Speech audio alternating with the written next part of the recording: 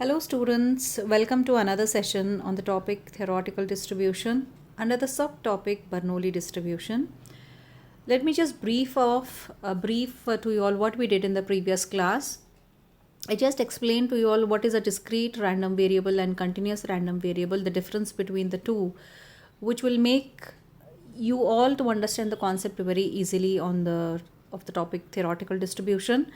And then we just started with the Bernoulli distribution. And as I'm told you all in the previous class that if you have to solve the examples, each examples you have to follow certain rules and restrictions. Based on that only you will be able to solve the examples. And every distribution has got its own features, and based on those features also you have the examples to solve. And in last class also I just described or defined what is a Bernoulli distribution, how the variable is defined, what is the definition of a Bernoulli variate, the features of Bernoulli variate, then the examples. Now based on the examples we will solve 1 mark and 2 mark questions. Children, remember from this particular topic, that is Bernoulli distribution, you will have a question of 1 mark or 2 mark max, because it's a very small topic. And then based on 1 mark 2 mark we'll be solving the examples. And just let us see what are the features once more. What are the features of Bernoulli distribution? First and foremost, Bernoulli distribution has one constant, namely p, which is the parameter of the Bernoulli distribution. Parameter is the main feature where it is having only one constant, that is that parameters we denote it as by p. Then its range means how far can it go. Its range is 0 and 1. It can take maximum value, x can take maximum value 0 and 1. That is the range of the Bernoulli distribution. Then how do we define the probability mass function? That is p of x is equal to p to the power of x, q to the power of 1 minus x, where x takes the value 0 and 1 and p lies between 0 and 1, means the value of p will be between 0 and 1. It cannot be less than 1 or it cannot be more than 1, and we obtain the value q is equal to 1 minus p. Then the fourth feature for a Bernoulli distribution, mean is equal to p. We denote mean by the notation p. Variance is pq, and standard deviation square root of variance, that is square root of pq. Then in a Bernoulli distribution, remember mean is greater than variance. The value of mean will always be more than variance. So based on these features we will solve 1 mark example. Now see the first example here. What is the question? Simple example, it is not at all to worry. They'll give you the straight values. You only have to remember the probability mass function, or you have to remember the formula of variance, or you have to remember the formula of standard deviation. Just substitute and find it. That's all. With the first example, it says that if p is equal to 0.25 for a Bernoulli distribution, find mean and variance. Now what is the value of p? 0.25. The value of p is given 0.25. You have to find mean and you have to find variance. The first point, the first thing is p is equal to 0.25, then you have to find q, that is 1 minus 0.25, that is 0.75, because to find variance you want the value of pq also. And how is mean given in the Bernoulli distribution? It is denoted by p. So that is a direct answer actually. Whenever they give the direct value of the parameter, that is the mean, that's p is equal to 0.25. We only have to find variance, and variance is denoted by the formula for variance is pq. So p into q, we have already found the value of q, that is 1 minus p, 1 minus 0.25, that is 0.75. Substitute here, the value of p is 0.25 into 0.75, and that comes to 0.1875. Such simple examples for 1 mark. Let us see the next example. Example number 2. What it says: write down the probability mass function, or PMF shortcut, of a Bernoulli distribution with parameter 0.7 and also find standard deviation. What value is given to us? Parameter, that is p, is given to us, correct? The value of p is given, and we have to find standard deviation. Standard deviation is nothing but square root of p into q. For that reason, we have to find the value of Q. So Q is equal to 1 minus P. 1 minus 0.7 is equal to 0.3. This is the first part. The second part, they have asked to write the probability mass function. For that, you have to remember the probability mass function, that is P of x is equal to P to the power of x, Q to the power of 1 minus x. And you have to write this rule or range x is equal to, x takes the value 0 and 1. Then you write what is the value of P? 0.7. So in this P, you are going to substitute as 0.7 to the power of x. You don't know the value of x, that is it may take 0 or it may take 1. Then you found the value of Q also, so you write here 0.3 to the power of 1 minus x. So this is how you write the probability mass function. Then next point comes, you have to find the standard deviation. Standard deviation is square root of P into Q. Simply substitute the value in the formula, that is 0.7 into 0.3. You get square root of 0.221, that is nothing but the answer will be 0.4583. Clear? The next example. What does the next example say? Write down the Bernoulli distribution when P is equal to 1 upon 3. We have to write the Bernoulli distribution. Now what is a Bernoulli distribution? Maximum what values it is taking? 1. And the minimum value it is taking? 0. So for a 0 you will be substituting the value and finding out, and for 1 you will be substituting the value and finding out. Now P is equal to 1 upon 3 means, see here, when P is equal to 1 upon 3, naturally you have the value P, we are always rating it as success, means that particular event is going to happen. So when P is equal to 1 upon 3, the value x will be 1. Then we have to find the value of Q. Q is 1 minus P, that is 1 minus 1 upon 3, that is 2 upon 3.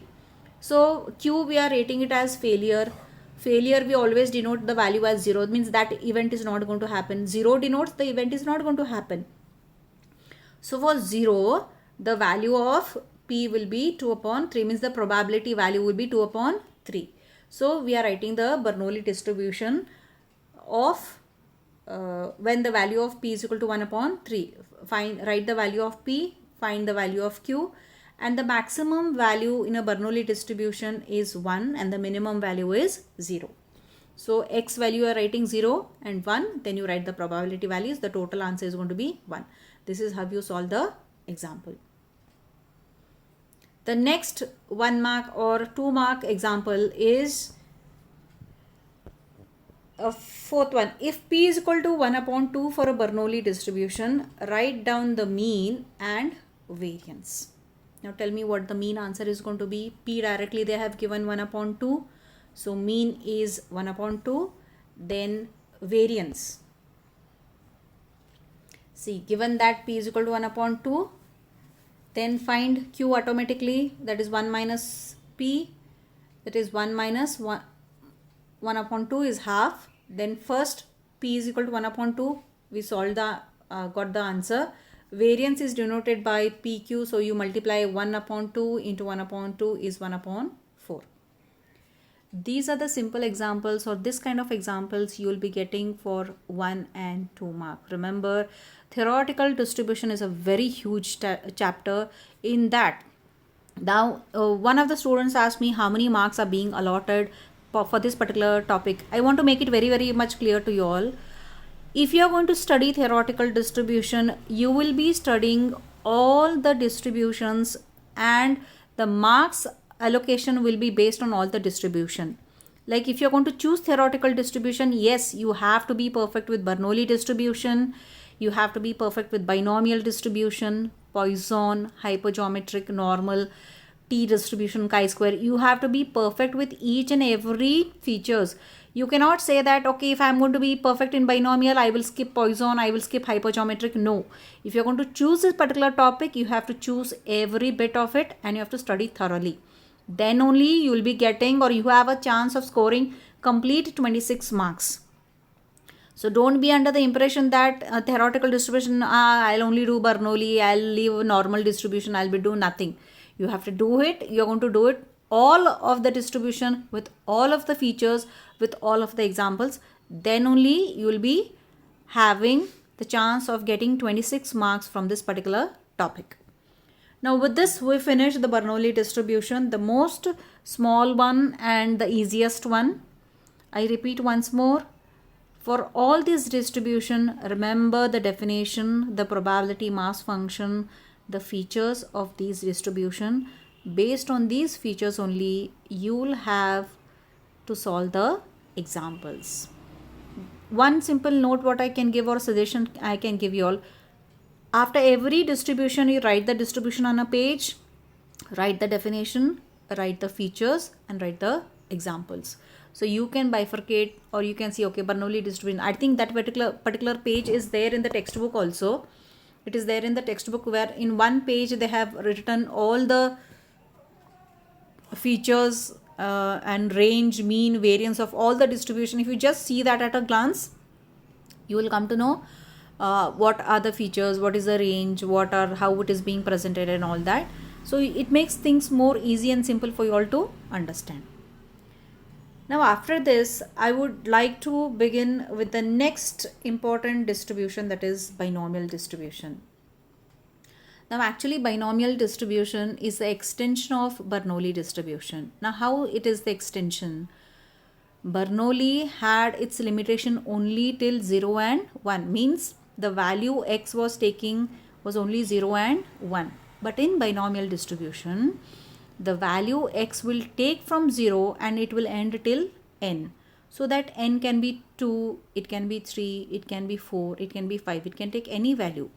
So when that particular variable which takes more than one value, that variate will change itself to binomial distribution. Bernoullian binomial is discovered by James Bernoulli only, and this is a discrete probability distribution. Let us see what the definition is. If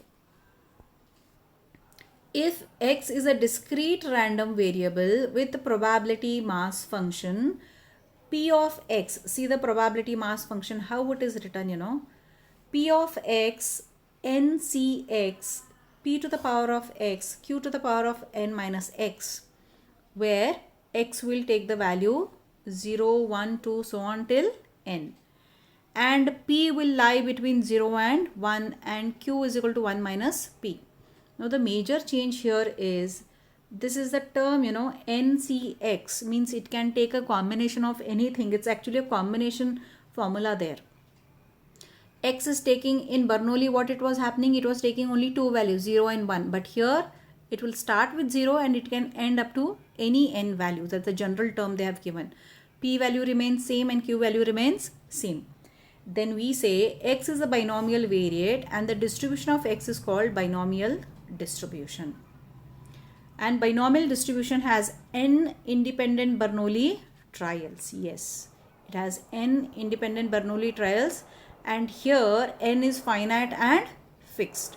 Each trial can result either in success or failure. They are mutually exclusive and exhaustive, means every event is independent in its nature and it is exhaustive. The probability of success, say p, is same for each trial. Yes, and this is how we write the binomial distribution with parameter n and p. See, this is the table given, you can just go through it. And this is a general term which is given to you all. Here is the general term, and then later what they have done is, they have given the value of n is equal to 4, p is equal to 1 upon 4. How do you write this? That is also given. You just go through it. It's very simple. You just have to look into it. There are other important things which you need to know rather than this. This is the next important note I would like to tell you all.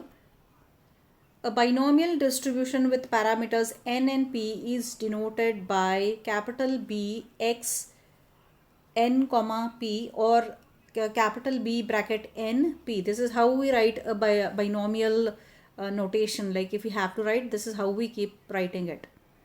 Now let us see what are the examples of a binomial variate. Number of heads obtained in 4 tosses of a coin. Now 4 tosses of a coin means we are going to toss it 4 times and the value is going to differ, it's going to change. Number of male children in a family of 2 children. Yeah, if it was only one child in a family, sure, either it's going to be a baby girl or it's going to be a baby boy. But when there are 2 children in the family, then that is what? The value of n is becoming more. When the value of n becomes more, Bernoulli changes itself to binomial. So this is another example. The third example, number of bombs hitting a target among 3 bombs which are aimed at it. So number of bombs also is more and the target hitting a target among 3 bombs which are aimed at it. The fourth example, number of defective articles in a random sample of 6 articles drawn from a manufactured lot. Remember children, the size of the n will always be more than 1 for a binomial variate or in a binomial distribution. The next example, number of seeds germinating among 10 seeds which are sown. See, the value of seeds is more than 1 here. There are 10 seeds. So among 10 seeds, how many are going to sprout or how many are going to come up as a small plants? That is what you have to find. The next important thing are the features. The features of the binomial distribution. All the features of all the distributions are very, very important. If you understand the features of each and every distribution, things will be more easy for you and more simple to solve the examples. Let us see what the first feature. The first feature is always to write the parameters. In Bernoulli there was only one parameter, but in binomial there are 2 parameters, that is n and p. N and p are the parameters of a binomial distribution. Now this next comes the range. Range is from, it will take the value from minimum 0, 1, 2, so on till n. It is the range of the binomial distribution. Third one, how do you write the probability mass function? Probability mass function is p of x, ncx, p to the power of x, q to the power of n minus x. X is equal to, where x will take the value from 0 to n. P lies between 0 and 1 and q is obtained from 1 minus p. The fourth one, how is the mean, variance and SD given? For a binomial distribution, mean is, remember these notations. Mean is equal to NP, then variation is equal to NPQ, then standard deviation is root of NPQ.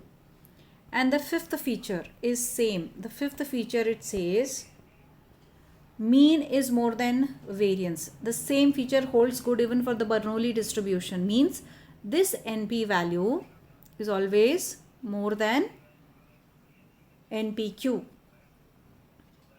It means that. Then because, why? Because p value lies between 0 and 1 and q value lies between 0 and 1. And the next feature here is the mean and mode are equal if NP is an integer. Yes, the value of mean and mode will be equal only if NP is an integer. Next feature,